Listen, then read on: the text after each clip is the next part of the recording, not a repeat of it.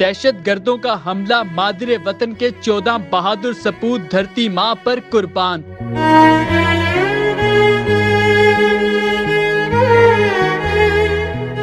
कौम की खुशियों के लिए अपनी खुशियां कुर्बान करने वाले, कौम के अमन के लिए अपना सुकून वारने वाले, धरती माँ के नाकाबिले तस्खीर सपूत धरती माँ से किया गया अपना वादा निभा रहे हैं। हम तो मिट जाएंगे ए अर्ज़े वतन, लेकिन तुमको जिंदा रहना है कयामत की सहर होने तक की। शेर के मिस्ताक पाक फौज के बहादुर जवानों की कुर्बानियां हैं, जिसकी वजह से ये मुल्क कायमो दायम है। जो कौम के बच्चों के लिए अपने बच्चों की खुशियां कुर्बान कर देते हैं, जिनके मासूम बच्चे लड़कपन में ही यतीम हो जाते हैं, जो अपने मुहाफिजों को यतीम करके करोड़ों बच्चों को यतीम होने से महफूज रखते हैं। ये वो शेर दिल जवान हैं, जिनकी कुर्बानियों की ये कौम मकरूज है।